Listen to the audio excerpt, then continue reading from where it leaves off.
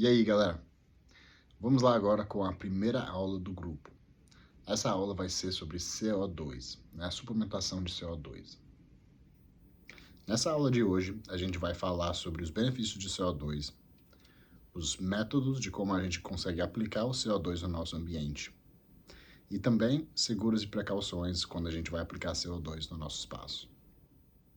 Mas antes de falar de todos os benefícios de CO2, vamos primeiro falar um pouco sobre, o que é CO2 exatamente e o que ela faz com a nossa planta, né? Qual que é o papel dela na vida e o ciclo da nossa planta. CO2 é um gás presente naturalmente no ar, né? É o que a gente exala, né? Expira para fora quando a gente respira. E é uma combinação de uma molécula de carbono com um átomo de carbono com duas de oxigênio, cria o CO2. Essa é um gás que a gente coloca para fora, a gente passa por um processo de respiração celular, em que as nossas células vão utilizar oxigênio e produzem CO2. Na planta, esse processo é meio que ao contrário. Ele vai utilizar o CO2 e produzir oxigênio. Esse processo chama fotossíntese. Você pode ver nessa imagem aqui exatamente como a fotossíntese funciona. Basicamente, a luz do sol, combinado com água e o CO2 que entrou na planta, vai gerar uma combinação de oxigênio e também açúcar, que a planta vai utilizar para energia mais para frente. Nesse ponto é bom comentar que o CO2 também só basicamente é utilizado pela planta quando a luz está acesa, né, durante o dia, faz parte da fotossíntese. Então, a gente só precisa aplicar CO2 nas horas em que a luz esteja ligada. Quando a gente fala de enriquecer o nosso ambiente com CO2, a gente está falando em triplicar ou quadruplicar a quantidade de CO2 presente naturalmente no ar. Naturalmente, normalmente, em volta da gente, a gente está sempre com 300 a 400 ppm de CO2, é o que a planta está acostumado normalmente. Quando a gente quer suplementar, enriquecer o nosso ambiente com CO2, a gente vai tentar atingir por volta de 1.200 a 1.400 ppm de CO2. Agora, por que esse aumento no CO2 no ambiente aumenta a produção? Então, agora vamos ver a próxima imagem. Essa imagem aqui está basicamente mostrando uma lei no mundo de química, na verdade, mas aplica para várias outras coisas também, que chama a Lei do Liebig.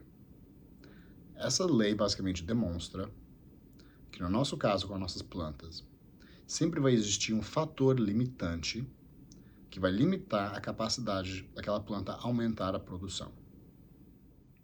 Normalmente, esse fator limitante é a luz.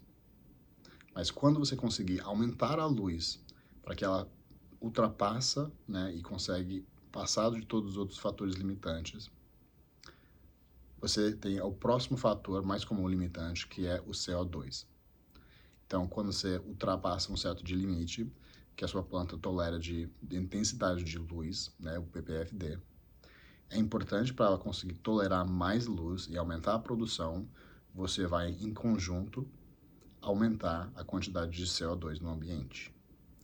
Isso vai fazer que a taxa de fotossíntese aumenta e a planta consegue produzir mais açúcar e mais energia. Essa lei do Liebig é uma muito importante para a gente entender, não só com CO2, mas quando em geral a gente está procurando aumentar a nossa produção, sempre existe algum fator limitante. E esse conceito é ótimo para a gente aplicar, para a gente procurar qual que é esse fator limitante e como eliminá-lo. Agora vamos falar do que acontece quando a gente consegue aumentar a taxa de fotossíntese quando a gente enriquece esse ambiente com CO2.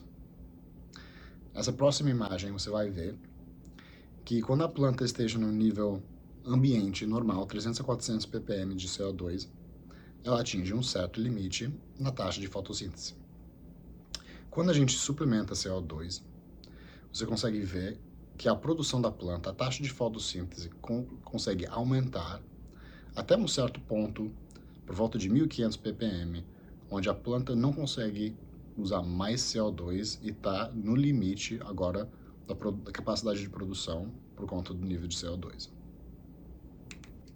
Uma outra coisa que é muito importante a gente notar nesse momento, uma coisa que é muito interessante que a gente está aprendendo ao longo dos anos, é que certas cepas, certos strains de cannabis, simplesmente não reconhecem ou não utilizam CO2 de uma forma eficiente o suficiente para a gente ganhar algum benefício da suplementação de CO2. Muitos strains OGs, por exemplo, eles basicamente não utilizam CO2 de uma forma mais eficiente quando é suplementado. Então, no final das contas, não ajuda essa planta. Agora, a grande maioria das plantas sim vão beneficiar de suplementação de CO2, mas seja consciente que a cepa, né, a genética em si, vai variar essa habilidade dela utilizar o CO2 no máximo potencial. Agora vamos falar sobre os benefícios de suplementação de CO2. Bom, primeiramente, como eu expliquei, isso vai aumentar a taxa de fotossíntese, a capacidade da planta produzir energia. E essa energia, né, a planta não se mexe, não procura comida, não faz as outras coisas que a gente faz como, né, um ser ambulante, mas ela simplesmente usa essa energia para crescer, aumentar a produção e aumentar a biomassa total. Uma pergunta muito frequente quando a gente está falando sobre suplementação de CO2 é quanto, mais ou menos, eu posso esperar que isso vai aumentar a produção. E é um dos fatores que pode aumentar a produção que você consegue fazer no seu grow, que vai ter um maior impacto. CO2, quando suplementado numa genética que vai tolerar, né, vai conseguir utilizar esse CO2, consegue aumentar a produção de 25% até 50%, dependendo da cepa e dependendo das condições em que ela, né, é cultivado. Mas é impressionante a diferença em produção quando você suplementa com CO2 versus não suplementar com CO2. Um outro benefício de suplementação com CO2 é que a planta em si começa a ter uma tolerância maior ao estresse do ambiente. Uma que é bem reconhecida é o estresse de calor. Você consegue utilizar uma temperatura um pouco mais alta, ainda mais no começo da flora ou na vega, se você está suplementando com CO2. Agora, só por conta que a planta consegue tolerar uma temperatura um pouco maior, não quer dizer que isso vai ter um efeito positivo no equilíbrio generativo-vegetativo. E eu não recomendo que você mantenha uma temperatura mais alta até o final só por conta da suplementação de CO2. Agora vamos falar dos métodos, né, que a gente pode utilizar para suplementar CO2 no nosso espaço. Primeiro que eu vou falar, que é o menos comum, mas existe, é uma que eu já vi testado com resultados muito bons. Agora, muito mais complicado do que as próximas duas formas. Esse é o gelo seco. Gelo seco é CO2 em forma sólida, né, congelado, e quando você coloca ela no espaço, temperatura ambiente, ela vai sublimar e virar um gás rapidamente, e isso vai encher o seu espaço de CO2 para níveis adequados para a planta. Agora você vai ter que reintroduzir, né, reutilizar esse gelo seco frequentemente, e não é um produto muito barato nem fácil de adquirir ou manter em todos os lugares. Então, por isso que é meio complicado a utilização do gelo seco. Essa segunda opção, por mais que seja mais comum antigamente, ainda é usado hoje em dia. É a forma que eu não recomendo dos próximos dois, por conta de questões de segurança e os efeitos que o gerador pode ter no ambiente. Então, o gerador é uma máquina que queima gás, geralmente propano, butano, e ela vai produzir CO2 através dessa combustão e colocar isso dentro do seu espaço. Agora, tem um perigo em que ela não está queimando 100%, não está combustando 100% o gás, e isso vai resultar em monóxido de carbono entrando no ar, que é tóxico para você e também as plantas.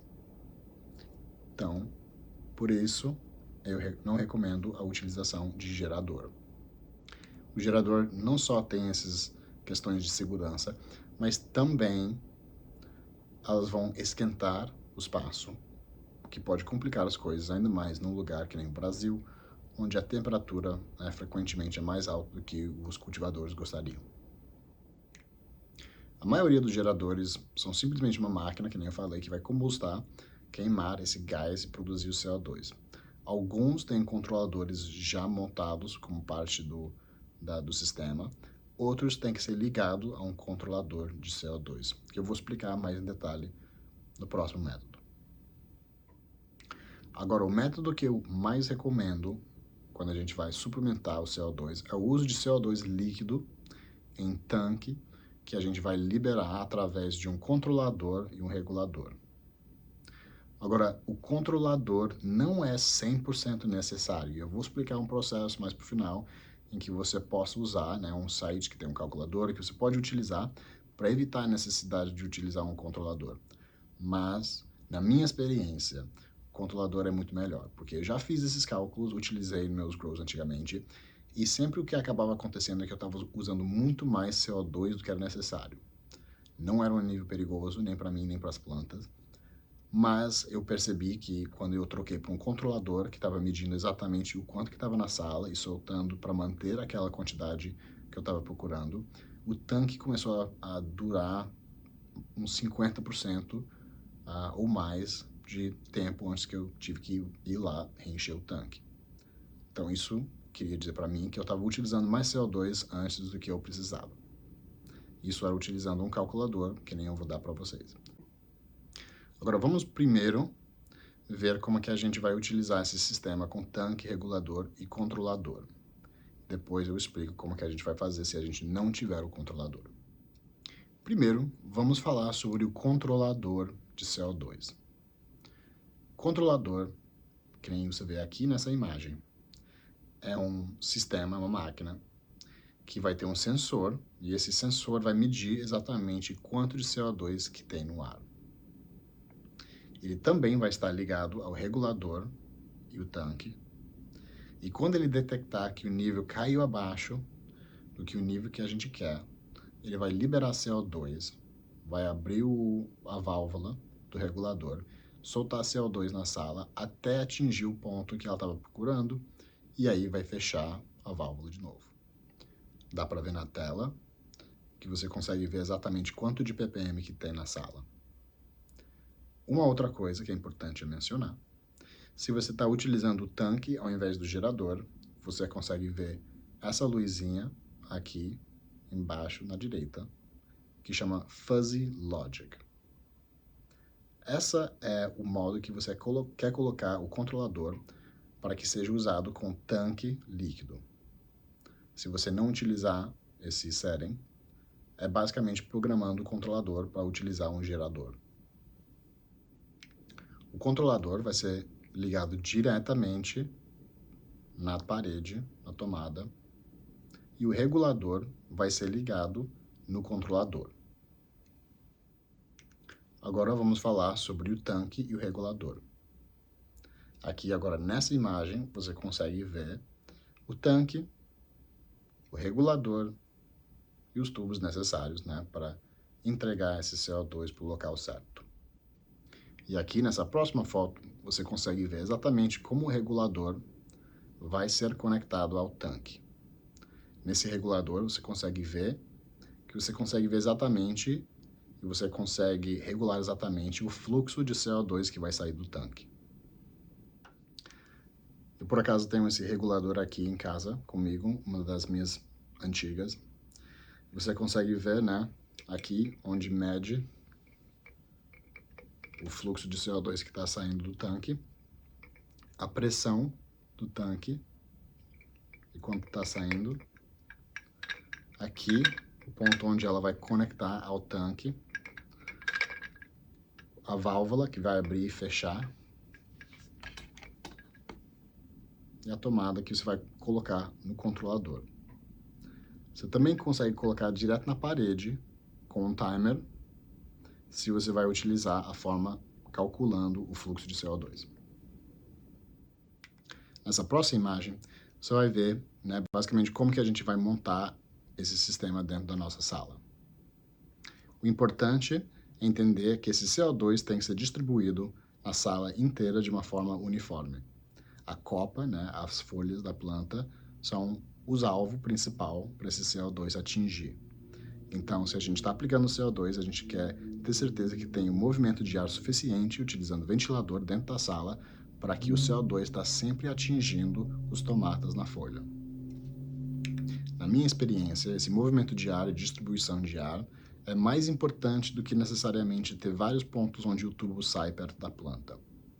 O que funcionava para mim era simplesmente ter um tubo que caía mais ou menos no meio das mesas das minhas plantas, e daí eu usava ventilação para distribuir aquele CO2 de uma forma uniforme naquele grow. Agora vamos falar de usar o tanque sem o controlador. Então, se você vai utilizar o tanque e o regulador sem um controlador que vai medir e avisar exatamente quando ligar a válvula do CO2 para soltar mais CO2, o que você vai querer fazer é ter um timer que você vai conseguir colocar uns intervalos, onde o solenoide vai abrir e fechar a válvula. E você vai querer também saber exatamente qual o fluxo, né, quando você ajustar o fluxo, que nem eu mostrei no regulador aqui.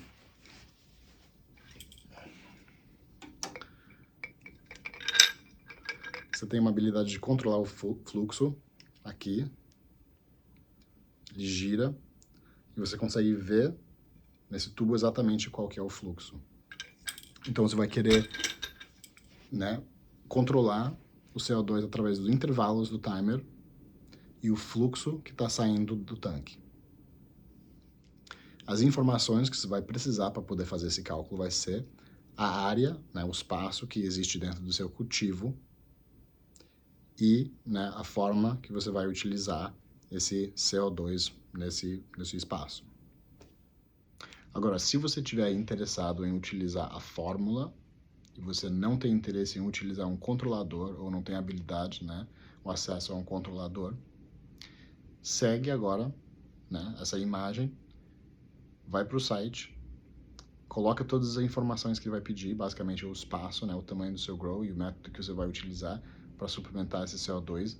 Você usa essa calculadora e ele vai avisar para você exatamente qual que vai ser o intervalo do timer e qual que vai ser o fluxo que você precisa para suplementar seu CO2.